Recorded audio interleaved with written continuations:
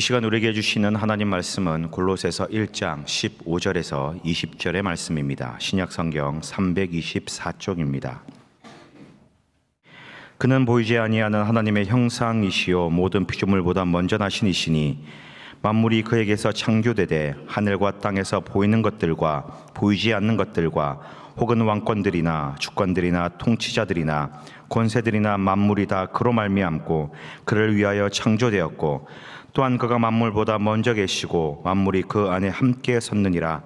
그는 몸인 교회의 머리시라. 그가 근본이시요 죽은 자들 가운데서 먼저 나신 이시니 이는 친히 만물의 으뜸이 되려 하심이요 아버지께서는 모든 충만으로 예수 안에 거하게 하시고 그의 십자가의 피로 화평을 이루사 만물 곧 땅에 있는 것들이나 하늘에 있는 것들이 그로 말미암아 자기와 화목하게 되기를 기뻐하심이라. 아멘. 오늘은 그리스도의 복음이라는 말씀으로 함께 은혜를 나누고자 합니다. 매년 1월 미국 네바다주 라스베가스에서는 세계 최대의 가전 정보기술 전시회인 CES가 열립니다. 바로 국제 전자제품 박람회가 열리는데 4차 산업혁명 후에 그 영향력이 커지기 시작하면서 CES는 더 주목받기 시작했고 다양한 첨단 분야의 신기술을 선보이는 장이 되었습니다. 이곳에 우리나라 기업도 참가했는데 TV 부분을 선도하기 있기 때문에 어떤 신기술이 나왔는지 한번 궁금해서 찾아봤습니다. 찾아봤는데 무선 투명 올레드 TV가 주목을 받았습니다. 쉽게 말씀을 드리면 선이 없는 TV가 나왔다라고 생각을 하시면 되고요. 그리고 투명한 창에서 TV를 송출한다라고 생각을 하시면 되겠습니다.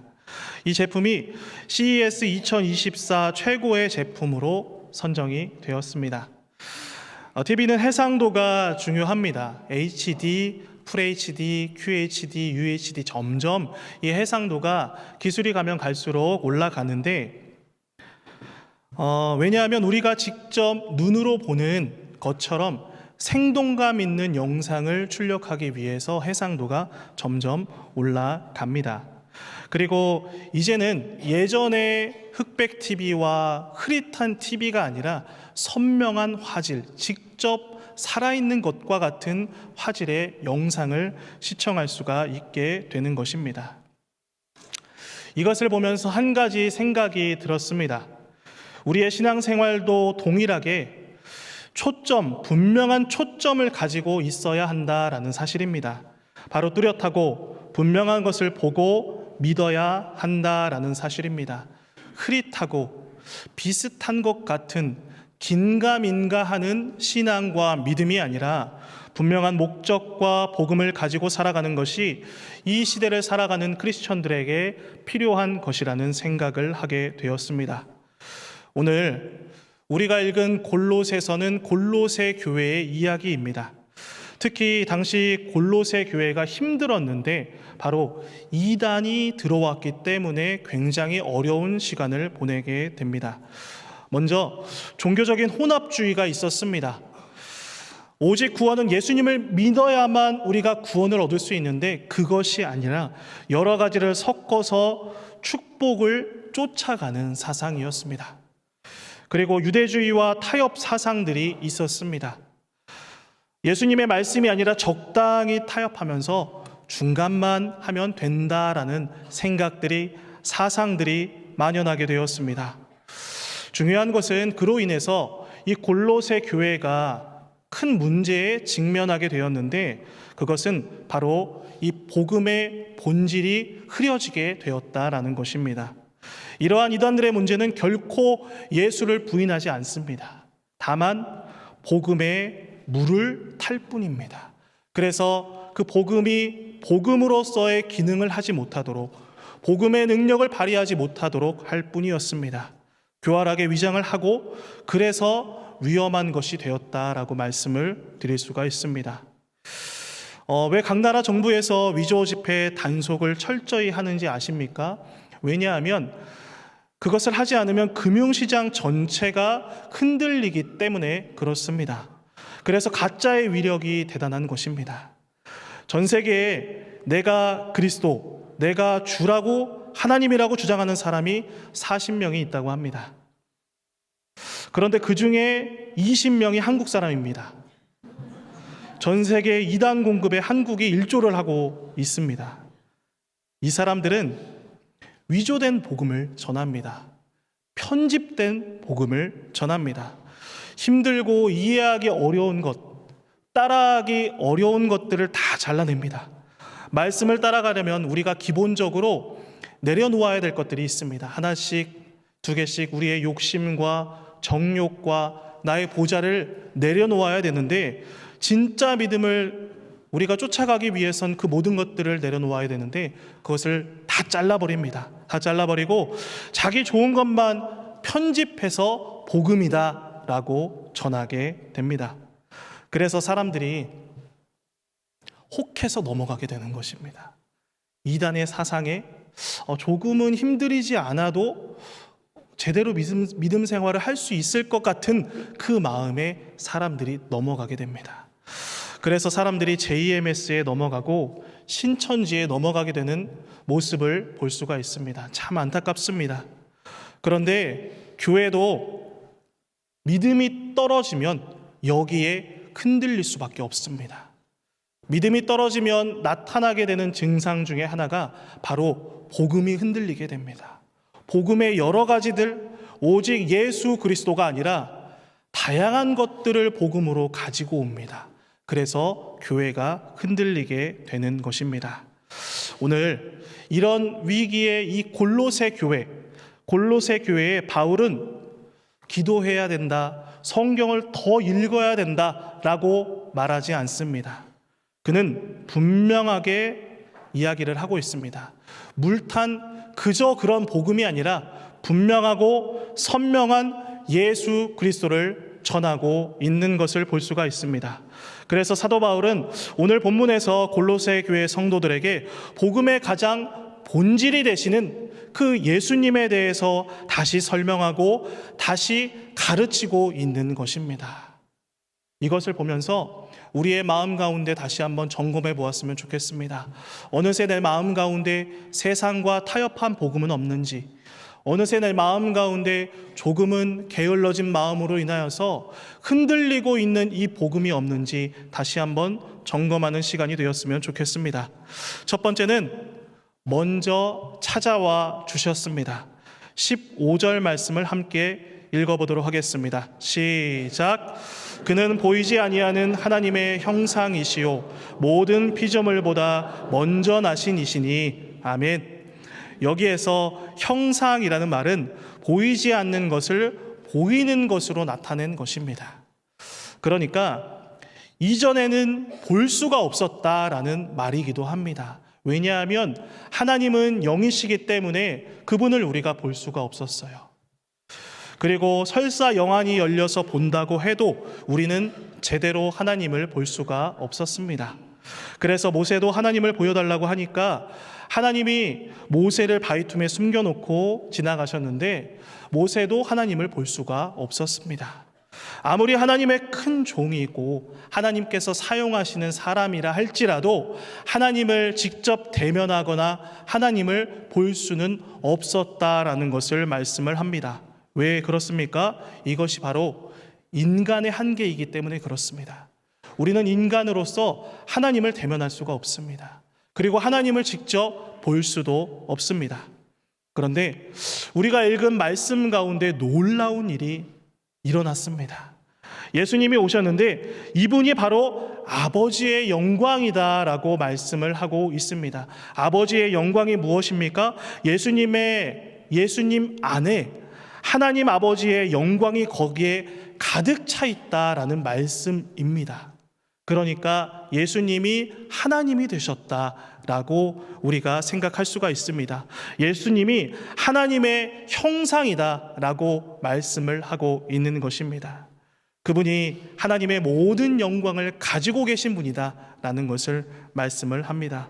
그래서 놀랍게도 모세도 제대로 볼 수 없었던 그 하나님을 우리 이 자리에 있는 우리 모두가 하나님을 100% 제대로 완벽하게 볼 수가 있게 된 것입니다. 왜냐하면 예수님께서 이 땅에 내려오셨기 때문에 그렇습니다.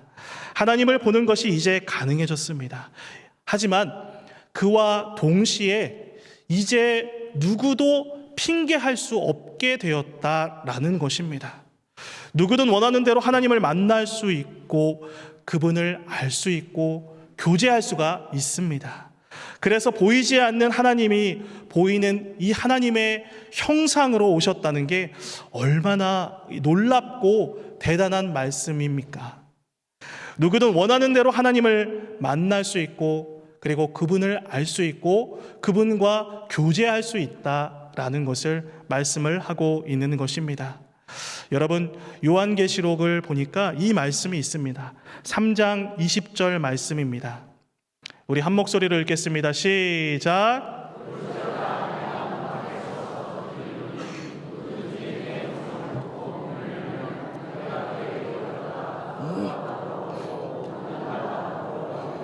아멘. 이 말씀이 무슨 말씀입니까? 바로 교제를 하자라는 말씀입니다.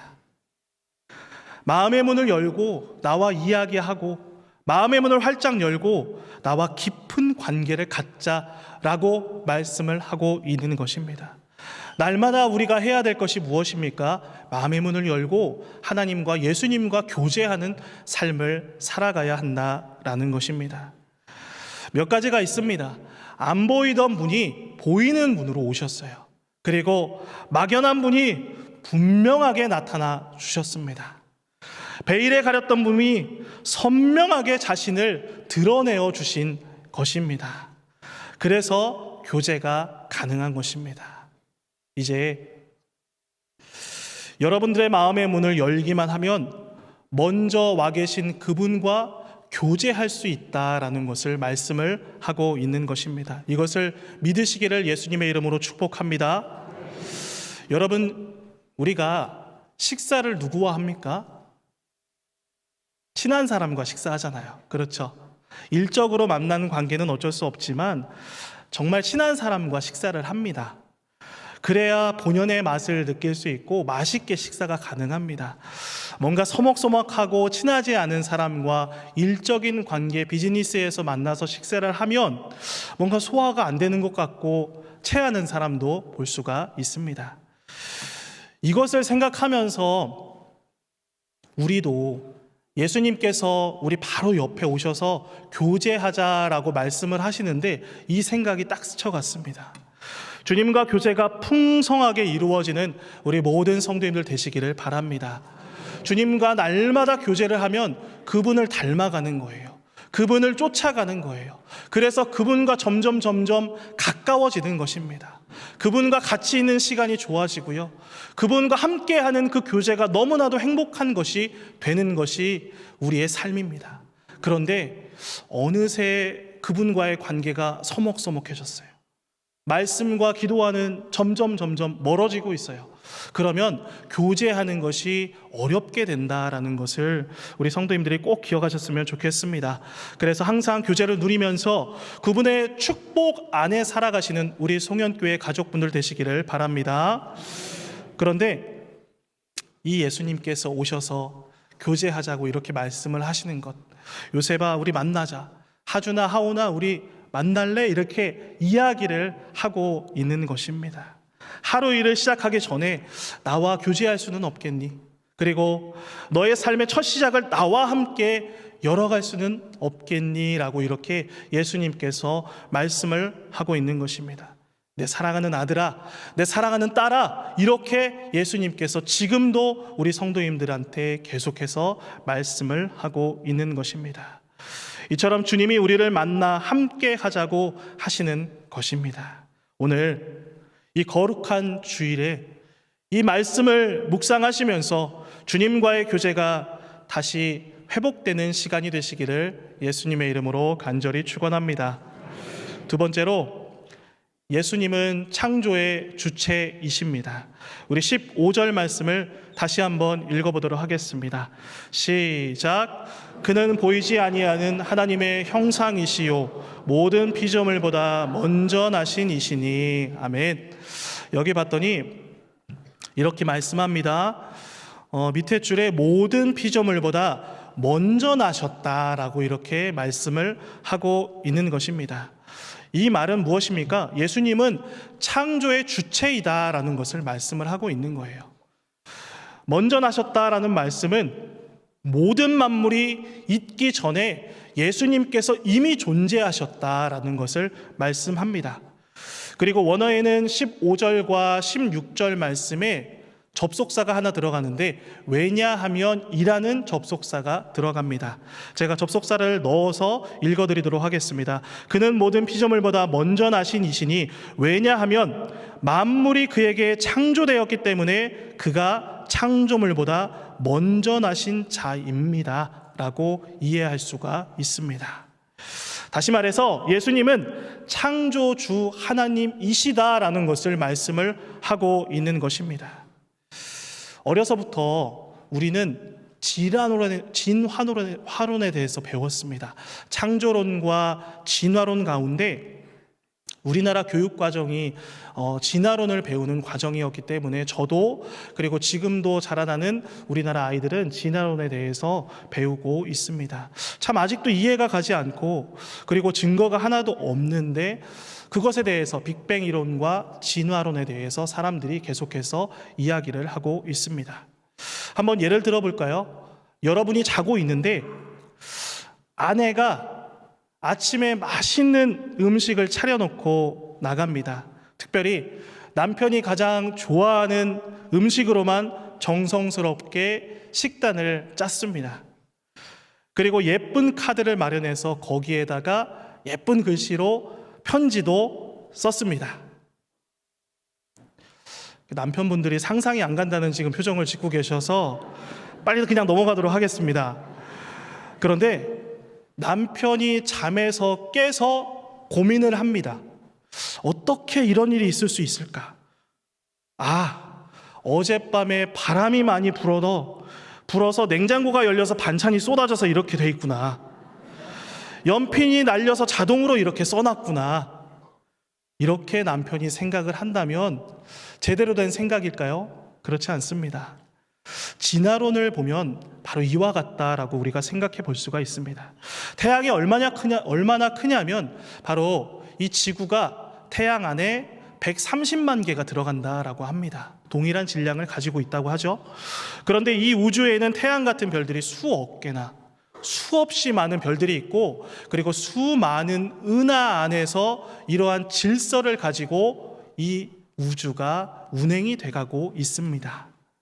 정해진 궤도에서 10cm만 벗어나면 충돌하게 되고 그리고 10초만 늦게 돌아도 충돌할 수밖에 없습니다. 이게 우연히 이런 일들이 일어나게 될까요? 그렇지 않습니다. 저절로 밥상이 차려지고 저절로 밥이 만들어지고 그리고 저절로 카드가 차려질 수는 없습니다. 바로 여러분의 사랑하는 아내가 있기 때문에 이것이 가능한 것이고 우리가 넓게 보자면 바로 이 우주의 주인이 있다라는 것을 우리 성도님들이 꼭 기억하셨으면 좋겠습니다. 그래서 다음 절인 16절 말씀에 보면 이렇게 말씀합니다. 창조되되 창조되었고 이것이 두 번이 나옵니다. 두 번이 연달아 두 번 나오는데 이 말은 무슨 말씀인가 하면 창조 전과 창조 이후에 그 창조의 역사가 계속되어 가고 있다. 계속 이어지고 있다라는 것을 말씀을 하는 것입니다. 우리의 삶도 이와 같다라는 것을 기억하셨으면 좋겠습니다. 예수님의 손에 아름답게 계속 창조가 되어가는 줄 믿으시기를 바랍니다. 오늘 거룩한 주일에 여러분의 삶에 새롭게 그 주님께서 의탁하신 그리고 의지하는 영역들이 무엇인지 한번 생각해 보았으면 좋겠습니다. 그래서 그것을 주님께 그 부분들을 다시 한번 맡겨드리고 기도하는 시간이 되기를 소망합니다. 세 번째로 예수님은 창조의 목적이십니다. 우리 16절 말씀을 함께 읽겠습니다. 시작. 만물이 그에게서 창조되되 하늘과 땅에서 보이는 것들과 보이지 않는 것들과 혹은 왕권들이나 주권들이나 통치자들이나 권세들이나 만물이 다 그로 말미암고 그를 위하여 창조되었고. 아멘. 여기에서 중요한 것은 그로 말미암고 그를 위하여 창조되었다라고 말씀하는 부분입니다. 모든 만물의 창조의 목적이 바로 예수님이다라는 것을 말씀을 하고 있는 것입니다. 온 만물은 그리스도를 위하여 창조가 되었고 그 창조하신 것들이 오늘까지 유지가 되고 있는 것, 그리고 그분이 없이는 유지나 재창조가 될 수 없다라는 것을 말씀하기도 합니다. 오직 예수님께서 계심으로 말미암아 이 모든 것이 가능하게 되었다라는 것을 말씀을 하고 있는 것입니다. 주변의 사물들을 보면요, 하나도 목적 없이 만들어진 게 하나도 없습니다. 다 목적성을 가지고 목적을 가지고 그것이 만들어져 있습니다. 요즘에 오늘은 참 날씨가 추운데 근래 들어서 느끼는 것은 여전히 겨울은 춥지만 예전에 비하면 겨울이 많이 따뜻해졌다라는 것을 느끼게 돼요. 왜냐하면 지구온난화로 인해서 이 부분이 참 아쉬워진 부분인 것 같습니다. 하지만 우리나라에 살면서 참 감사한 것은 이렇게 뚜렷한 사계절이 있는 나라가 얼마 없거든요. 그래서 그 사계절을 경험할 수 있고 사계절을 보면서 계절이 지는 것, 그리고 질서가, 그리고 하나님께서 봄과 가을에 형형색색의 물감으로 수놓은 것 같은 자연을 보게 하시면서 참 그런 것이 아름답다라는 생각을 하게 됩니다. 하나님이 이 땅의 모든 것들을 목적을 가지고 만드셨다라는 것을 느끼게 됩니다. 그리고 마찬가지로 우리가 이 땅에 존재하는 것도 목적이 있다라는 것입니다. 다 이유가 있고 목적이 있기 때문에 우리는 이것을 발견해야 됩니다. 우리 성도님들 가운데 혹시 목적이 없이 뭔가 오늘을 그냥 살아가고 내일도 아무런 목적이 없이 흔들리며 살아가는 성도님들이 계십니까? 오늘 말씀해 보니까 분명한 목적이 있다라는 거예요. 예수님께서 우리 성도님들 한 분 한 분을 창조하시고 그리고 새롭게 하시는데 분명한 목적을 가지고 하신다라는 것을 말씀을 하고 있는 것입니다. 그래서 우리는 늘 생각해야 됩니다. 오늘 하루를 살아갈 때 무엇을 해야 할까라는 생각을 가지고 우리 성도님들이 살아가면서 성경이나 이것을 묵상하면서 성경이나 이번 주 노트에 한번 적고 그렇게 살아가셨으면 좋겠습니다. 우리 마지막으로 17절을 함께 읽어보겠습니다. 17절입니다. 시작.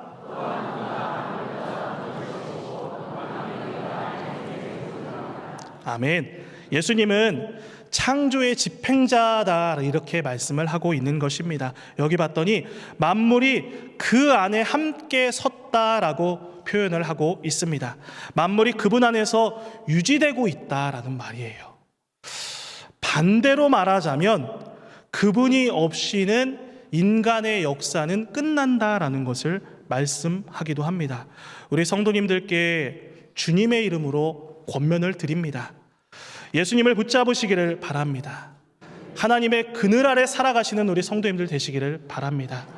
예수님과 동행하는 우리 송년회 가족들이 되시기를 예수님의 이름으로 축복합니다. 하나님께서 분명한 것은 우리의 생명을 붙들고 있기 때문에 우리가 오늘 하루를 살아간다라는 것을 기억하셨으면 좋겠습니다. 오늘 모든 염려들을 다 내려놓으시고 근심을 다 내려놓으시고 오늘 이 말씀을 붙잡고 기도하시면서 내가 창조주 되신 주님 앞에 내려놓아야 될 게 무엇인지 한번 점검하고 우리의 마음을 다시 한번 그분께 내어드리는 우리 모든 성도님들 되시기를 바랍니다. 십자가는 어떤 표적보다 놀라운 기적이고 그리고 어떤 지혜보다 더 큰 지혜입니다. 유대인들이 있었습니다. 승리와 영광의 메시아를 대망하던 유대인들은 무기력하게 나무에 달려 죽은 그리스도를 배척했습니다. 고상한 논리와 이성으로 가득하던 헬라인들은 육신을 입고 와서 수치를 당한 후에 처형당하는 하나님의 아들을 받아들일 수가 없었습니다. 그러나 우리는 생각해야 됩니다. 죄인인 인간은 그 십자가의 용광로를 통해서만 본질적으로 다시 살아나게 됩니다. 우리 성도님들, 오늘 우리에게 주셨던 이 그리스도의 복음을 붙잡고 일주일을 살아가시는 성도님들 되시기를 바랍니다. 지금도 우리를 공격하는 악한 어두운 영에 휩싸이지 않으시고 그 모든 것들을 끊으시고 믿음으로 승리하는 우리 모든 성도님들 되시기를 예수님의 이름으로 간절히 축원합니다. 기도하겠습니다.